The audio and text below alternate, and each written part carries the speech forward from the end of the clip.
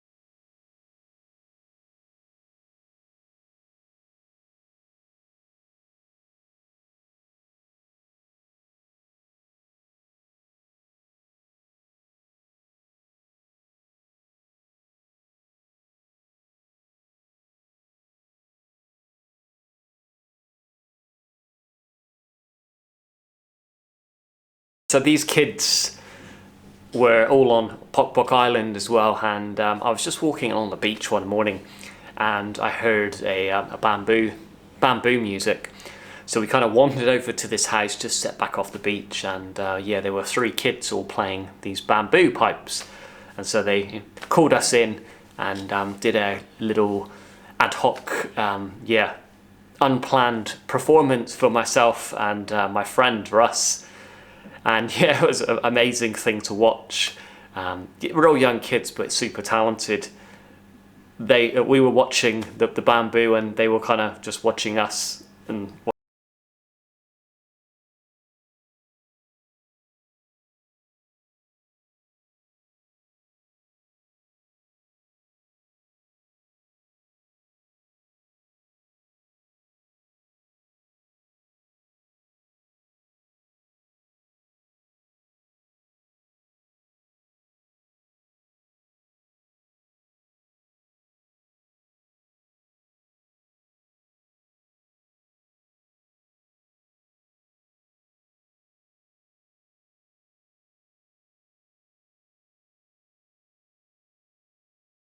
up into the mountains, up into Sasivi and the Rotokas area with.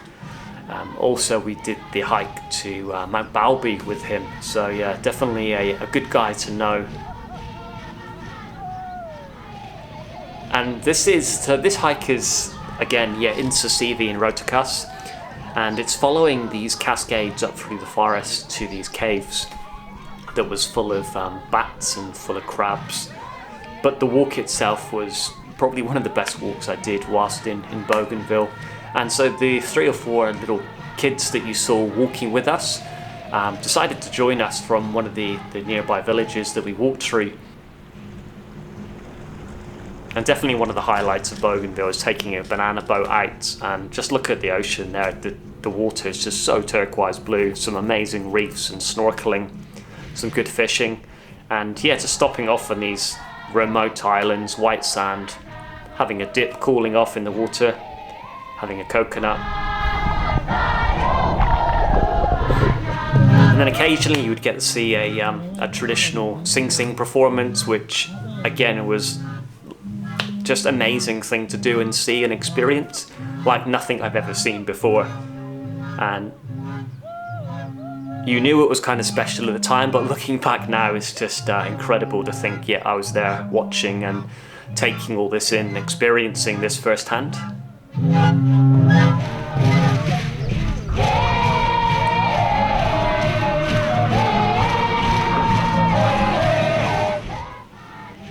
This was a good walk up to Lake Billy Mitchell. Again, Crater Lake, and just look at that. So we got to the edge of the lake and the mist just lifted all of a sudden and revealed the lake below.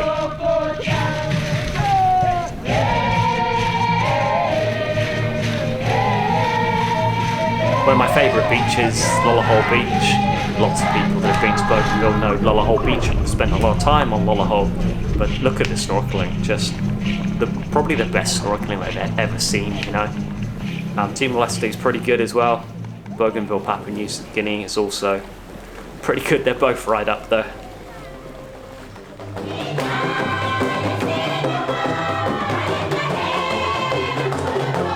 I quite often listen to this music back just from the laptop and so on. Yeah, it really brings the memories of being back in Bougainville flooding back when you hear them, and I can just visualize myself standing there and smiling and watching and listening and filming. But yeah, incredible band. So much speed and talent, these guys.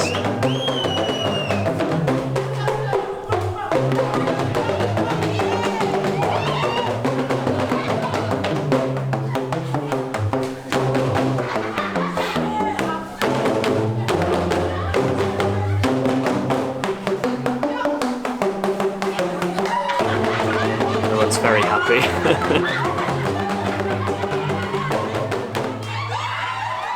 So this is the Buka Passage.